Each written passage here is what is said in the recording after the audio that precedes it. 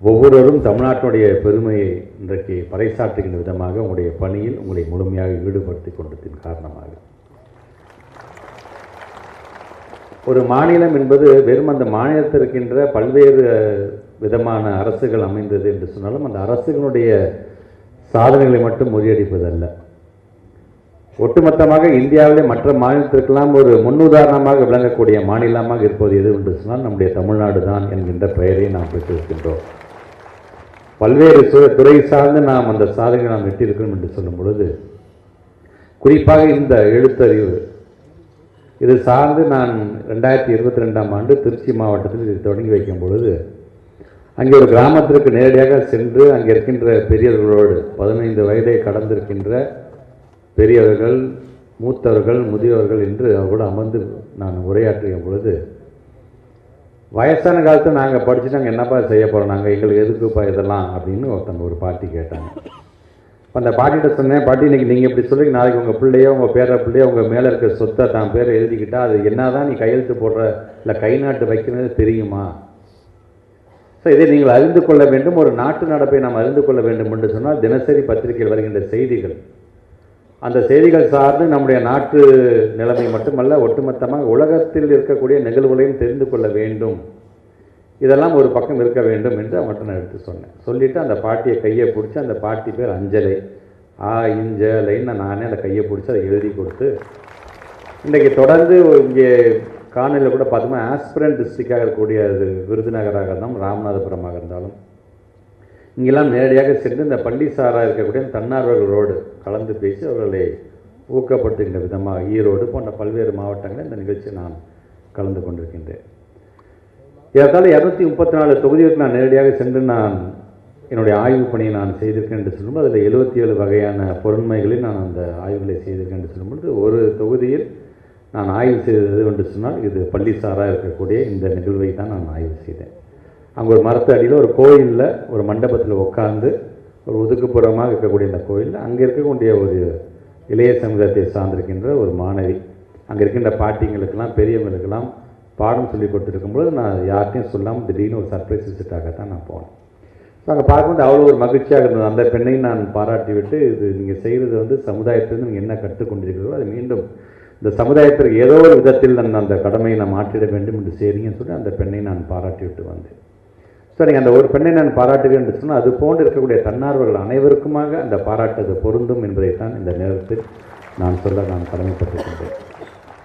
சரி, பாடம் சொல்லி கொடுத்துட்டோம், எழுத்தறிவு சொல்லி கொடுத்துட்டோம், ஏதோ எழுத்து கூட்டி படிக்கிறதுக்கு, எழுத்து கூட்டி எழுதுறதுக்கு ஏதோ சொல்லி கொடுத்துட்டோம்.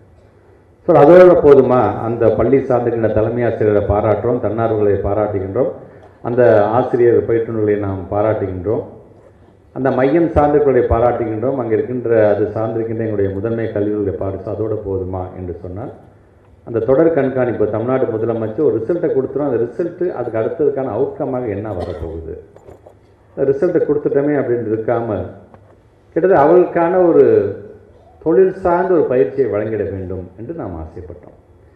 அதனால் தான் கிட்டத்தட்ட இங்கே நம்முடைய அரசு கூடுதல் முதன்மை செயலர் அவர்கள் சொன்னது போல் அது சார்ந்து கிட்டத்தட்ட ஒரு 703 மையங்கள் இருக்கக்கூடிய ஏறத்தாழ ஒரு 10,108 பேருக்கு அதுக்கான பயிற்சியை வழங்கி, அந்த பயிற்சியில் கிட்டத்தட்ட ஒரு 9 மண்டலத்தில் இது மாதிரியான நிகழ்வுகள் கொண்டாடப்பட்ட போது அங்கெல்லாம் என்ன காட்சியகப்படுத்தப்பட்டதோ அதெல்லாம் நாங்கள் வரும்பொழுதும் நான் நம்முடைய செக்ரட்டரி சார் ஒவ்வொன்றா நாங்கள் பார்த்துட்டே தான் வந்தோம். நாங்கள் அதில் அவங்களோட இந்த கைவினை பொருட்களாக இருந்தாலும் சரி, ஒரு கூடை பின்னுவதாக இருந்தாலும் சரி, அல்லது சணல் பைகளை நெய்வதாக இருந்தாலும் சரி, இப்படி எல்லா விதத்திலும் ஒரு வாசனை திரவியங்கள், சிறுதானிய உணவுகள். இப்போ வரும்போது கூட நிறைய பேர் இதை சாப்பிட்டு பாருங்கள், அதை சாப்பிட்டு பாருங்கன்னு சொல்லி என் மதிய உணவே நான் முடிச்சிட்டேன் அப்படி தான் நான் சொல்ல முடியும். அந்தளவுக்கு எல்லாரும் ஒரு இது நீங்கள் காட்சி வரல சந்தோஷமாக. ஏன்னா அவங்க பேசும்போது கூட தன்னம்பிக்கை யாருக்கு வரணும், 2 பேருக்கு தான் வரும். ஒன்று கல்வியறிவு பெற்றவனுக்கும் ஸ்போர்ட்ஸ்மேனுக்கு மட்டும்தான் பார்த்தீங்கன்னா பேசும்போது ஒரு தன்னம்பிக்கை தெரியும் நமக்கு பார்க்கும் பொழுது.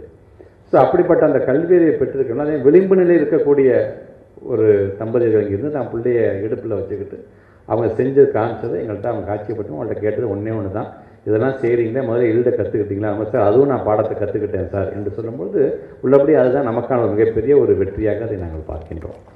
ஸோ அப்படி இன்றைக்கி தமிழ்நாட்டுடைய முதலமைச்சர் ஒவ்வொன்றையும் பார்த்து பார்த்து செய்வதன் காரணமாக தான் இந்த இத்தனை ஆண்டுகளாக இந்த ஒரு ஆட்சி மாற்றம் ஏற்பட்ட பிறகு என்ன சொன்னாங்க பார்த்தீங்களா, ஏறத்தாழ ஒரு 15 லட்சம் பேருக்கு நம்ம இந்த கல்வி உதவியை கொடுத்துரும். இந்த 2025-26 மட்டும் முதல் கட்டமாக 5 லட்சம், அதுக்கப்புறம் 9 லட்சம் சொச்சம் என்று ஏறத்தாழ இந்த ஒரு வருஷத்தில் 15 லட்சம், கிட்டத்தட்ட 30 லட்சம் பேருக்கான ஒரு பயிற்சியை கொடுத்து இன்றைக்கி வந்து நம்முடைய மாநிலம் எதை நோக்கி செல்கிறது என்று சொன்னால் 100% கல்வி அறிவு பெற்றிருக்கின்ற ஒரு மாநிலமாக அதை நோக்கி ஆல்மோஸ்ட் கிட்ட நம்ம நெருங்கிட்டோம். நம்ம அதை ஸோ இது வந்துட்டால் இப்போ இதுலேயும் பார்த்தீங்கன்னா ஒட்டுமொத்தமாக தமிழ்நாடு தான் மற்ற மாநிலத்துக்கெல்லாம் முன்னோடி மாநிலமாக இருக்க போகிறது.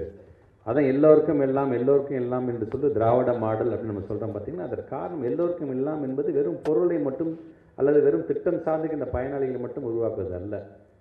இது போன்ற நம்மிடமிருந்து யாராலும் பறிக்க முடியாத சொத்து நம்ம சொல்கிறோம். பார்த்திங்கன்னா அந்த அறிவு, கல்வி அறிவு, அதையும் வழங்கக்கூடியதையும் நம்ம சாதனைப்படுத்தி கொண்டிருக்கின்றோம் என்று தான் நாம் சொல்ல வேண்டும்.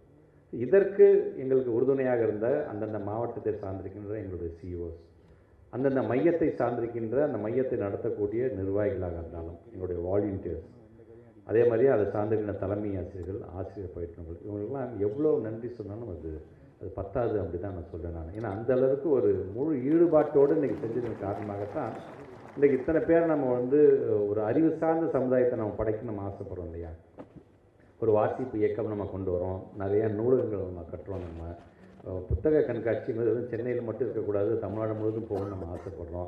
சென்னை இன்டர்நேஷ்னல் புக் ஃபேர்ங்கிற விதத்தில் நீங்கள் வந்து சென்னை பன்னாட்டு புத்தக திருவிழா கிட்டத்தட்ட 102 நாட்கள் நாடுகள் நம்முடைய சென்னைக்கு வந்து தமிழ்நாட்டை நம்மளை பெருமைப்படுத்திட்டு அவங்க போகிறாங்க. நம்முடைய தமிழ் மொழியை உலகம் முழுவதும் கொண்டு போகிறோம், உலகத்தில் இருக்கின்ற மொழிகளை தமிழுக்கு நம்ம கொண்டு வைக்கிறோம்.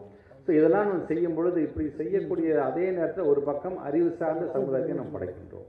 ஸோ இந்த பக்கம் தேவையான அந்த பொட்டன்ஷியல் என்ன தேவை அதை உருவாக்கிட்டோம், இதை பயன்படுத்திக்கோங்க அப்படின்னு நம்ம அவங்கள்ட்ட சொல்லுவோம். ஸோ அந்த கிராமத்தை சார்ந்திருக்கின்றவங்க பெரிய பெரிய புத்தகத்தை ஒன்றும் படிக்கணும் அவசியம் இல்லை. சும்மா ஒரு 4 பக்கம் உள்ள ஒரு புத்தகத்தை வாங்கி, ஒரு 5 பக்கம் புத்தகத்தை வாங்கி அவங்க படித்தாதான் நம்ம ஏற்கனவே நம்ம வச்சுருக்கோம் இல்லையா, நுழை, நட, ஓடு, பறை அப்படின்னா வச்சுருக்கோம். இதெல்லாம் கூட அவங்களுக்கு நம்ம அடுத்த கட்டமாக நம்ம கொண்டு போகலாம். ஸோ எல்லா விதத்துலையும் பார்த்திங்கன்னா அந்த தொடர் கண்காணிப்போடு தமிழ்நாட்டு முதலமைச்சர் இருக்கிறதன் காரணமாகத்தான் இந்த திட்டத்தையும் இன்றைக்கி நாம் வெற்றிகரமான திட்டமாக இதை நாம் உருவாக்கி தந்திருக்கின்றோம். இதற்கு உறுதுணையாக இருந்த எங்களுடைய துறையை சார்ந்திருக்கின்ற இயக்குநருக்கும் இணை இயக்குநருக்கும் என்னுடைய வாழ்த்துக்களையும் பாராட்டுகளையும் நான் தெரிவித்துக் கொள்கின்றேன். வருகை தந்திருக்கின்ற உங்களுக்கும் என்னுடைய வாழ்த்துக்களும் பாராட்டுகளும். தொடர்ந்து பயணிப்போம். 100% இப்போ ஆல்மோஸ்ட் இது 96 நம்ம நெருங்கிட்டோம் அப்படின்னா மிக விரைவாக ஒன்றிய அரசே நம்முடைய பாராட்டக்கூடிய அளவுக்கு அந்த 100% என்ற அந்த இலக்கையும் எட்டுவதற்கு ரொம்ப குறுகிய காலத்தில் அதையும் நாம் எட்டுவோம் என்ற நம்பிக்கை உங்கள் மீது இருக்கின்ற நம்பிக்கையினால் அதை நான் சொல்லியிருந்தாங்க.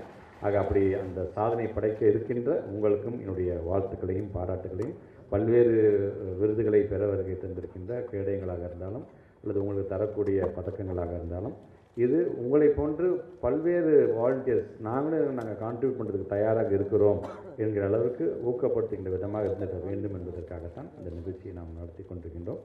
இந்த நல்ல நிகழ்ச்சியை நல்ல விதத்தில் ஏற்பாடு செய்திருக்கின்ற இயக்குநர்களுக்கும் என்னுடைய வாழ்த்துக்களை தெரிவித்து இந்த உரையை நிறைவு செய்கிறேன். நன்றி, வணக்கம்.